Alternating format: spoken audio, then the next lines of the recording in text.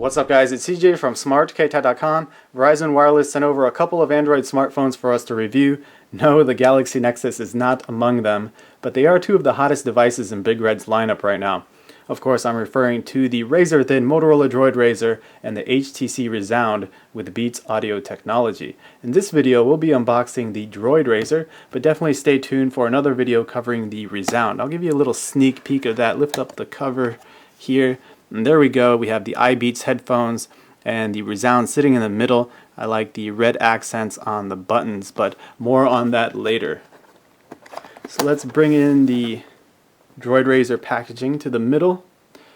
The red eyes staring into the camera. Now this isn't your typical Motorola handset. While past devices have been known for having great build quality, they've always been a bit on the bulky side. That changes in dramatic fashion with the DROID RAZR. It's just 7.1 millimeters in thickness, and that's achieved while maintaining high-end features like a 1.2 GHz dual-core OMAP 4430 processor, a gig of RAM, 4.3-inch QHD display, 8 megapixel camera, 4G LTE connectivity, and more. It runs Android 2.3.5 Gingerbread out of the box, but Motorola has already confirmed that an update to Android 4.0 Ice Cream Sandwich is coming early next year. You can purchase it right now from Verizon for $300 with a 2-year contract or $650 outright. But enough of the rundown, let's go hands-on and unbox the DROID RAZR.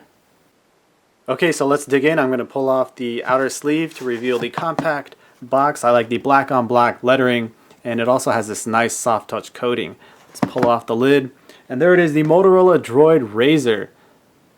Now, on first glance, it does look like your typical Motorola Android handset. Of course, it has the new look design they're going with a lot of their newer devices with the angled corners. But other than that, it does look like a Motorola phone until you pull it out, and then bam! 7.1 millimeters or 0.28 inches thick. Super thin smartphone. In fact, Motorola is calling this the world's thinnest smartphone, and it definitely feels like that.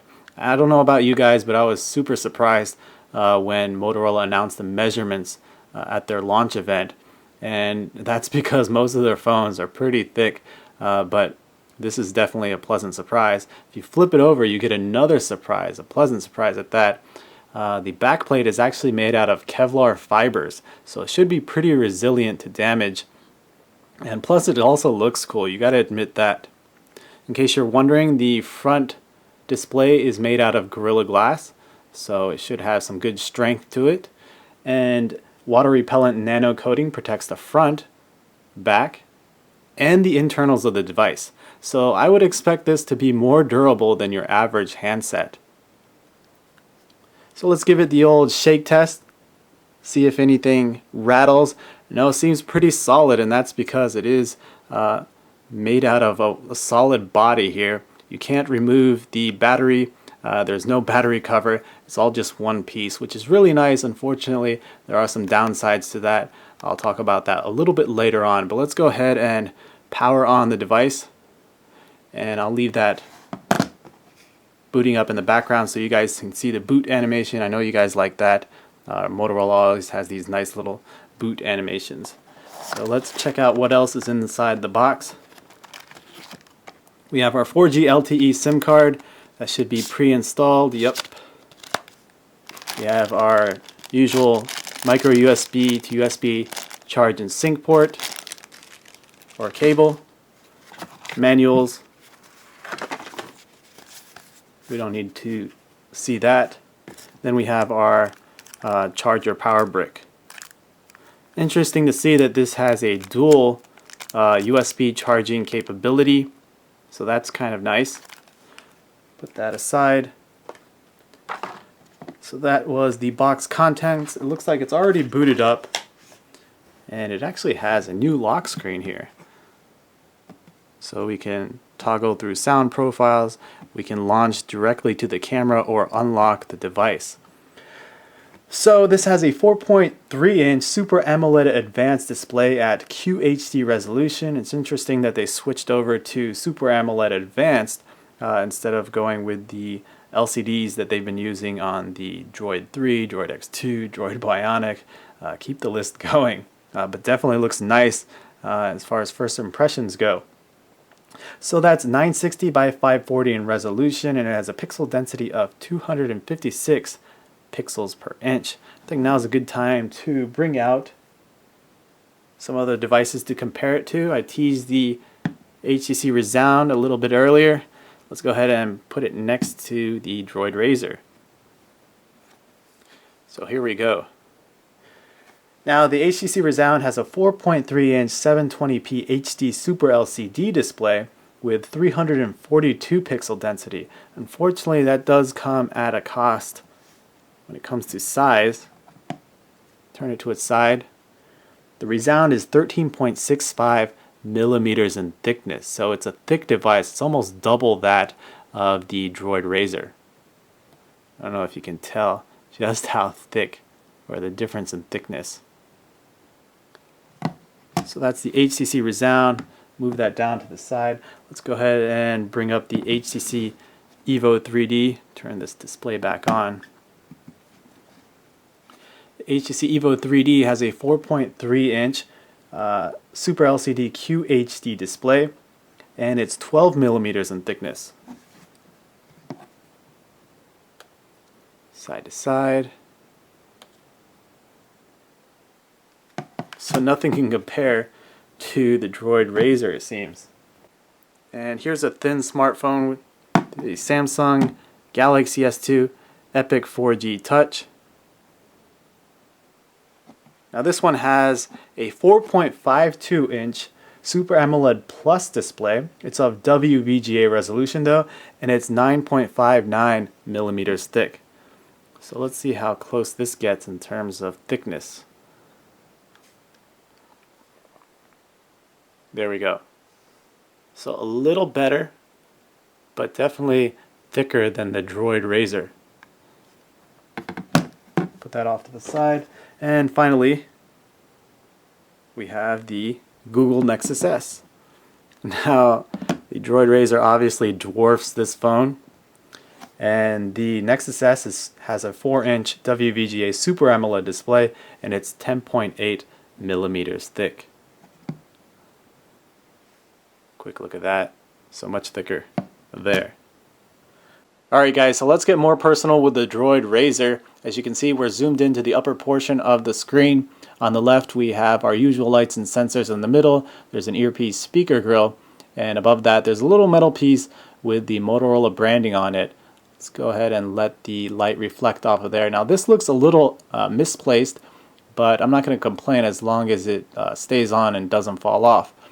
On the right we have a 1.3 megapixel front-facing camera that's actually capable of taking 720p HD video, so that's definitely a plus over what we've seen with previous Motorola DROID handsets. Of course, before I mentioned the 4.3-inch Super AMOLED advanced display with QHD resolution, and at the very bottom we have a Verizon logo and 4 capacitive touch-based buttons. So we have menu, home, back, and search, and under that we have a little microphone right there. You also get a good look at the tapered corners here. Let's flip over to the bottom. Nothing here, it's just flush. On the right side, it's very interesting that Motorola put the volume rocker and the power button on the same side. Usually they'll put one on the left and one on the right, but they actually decided to put both on the right side here. So we have our volume rocker, which looks a little bit thin here. It is stiff when you press on it, so that may take some time to get used to because the device is thin itself, so it might be a little hard to find at times, but that's alright. The power button, let's get a closer look. Has a little chrome finish to it. Camera having trouble focusing there. And then we can also see that there's a little hump here, as with most Motorola Android phones. So it's a little thicker towards the top of the phone, but most of it is 7.1 millimeters, so that's fine. Let's switch over to the top of the device, bird's eye view. We have a 3.5 millimeter headphone jack, micro USB charge and sync port, and an HDMI out port for mirroring. Try and get as close as I can there. And flip over to the left side of the device. Now at first it looks like there's nothing here, but you can see there is a little compartment, and that's where the 4G LTE SIM card goes, and below that we have the pre-installed 16 gigabyte micro SD card, and now that complements the 16 gigabytes of internal storage for a total of 32 gigabytes of storage. So plenty of storage to go around for the average consumer out there. Moving over to the back, we get another look at that Kevlar material. Looking at it from afar, you would think that the texture is slightly rigid, but no, it's very, very smooth, which I would say is a good thing, but it's just a little surprising, judging by the pattern that you see. So let's get a closer look at that pattern. Very, very unique looking. We have Verizon 4G LTE and Moto logos on the back, as you can see. Let's actually hold it in hand and feel how that back part feels. Actually, you don't really feel it at all, as you can see here. Since the phone is so thin and so wide, you pretty much just hold the sides of the device. With thicker devices, you may be able to wrap your hand around the sides and back of the device and feel the back, but not with this phone. So that might take some adjusting for some of you guys, but I'm not going to complain because, again, it's 7.1 millimeters thick, which is awesome, by the way, if I haven't said that enough. Now, there is a downside to this thinness. This phone is actually all one piece. There's no battery cover, and that means there's no removable battery, which may be a serious issue for some of you who like to carry around spare batteries. But I will say that it does have a 1780 milliamp hour battery, so a pretty large capacity battery, and it should last you about a day with light to moderate use. If you need anything more than that, you'll want to carry a charger for sure. Let's get a close look up at the top of the back side here. We have an 8 megapixel camera that's capable of taking full 1080p HD video. It also has that LED flash there. I'll have to see how this compares to the Droid Bionics camera, and I'll upload a sample of that soon. On the right side we have an exterior speaker as well. And before I wrap up the video, I do want to take you on a quick tour of the software. This isn't going to be anything extensive because I usually like to review the software in a separate lengthy video, so stay tuned for that. But let's take a look around here. App tray, the home screens, very snappy performance thanks to the 1.2 gigahertz dual core processor. Animated widgets, overview of the 5 home screens. Here's the window shade with transparent effect there. Let's open up the browser and go to smartkt.com. Now this is running on Verizon's 4G LTE network. You can see it's pretty fast. Scroll up and down, zoom in and out, very fluid animations there.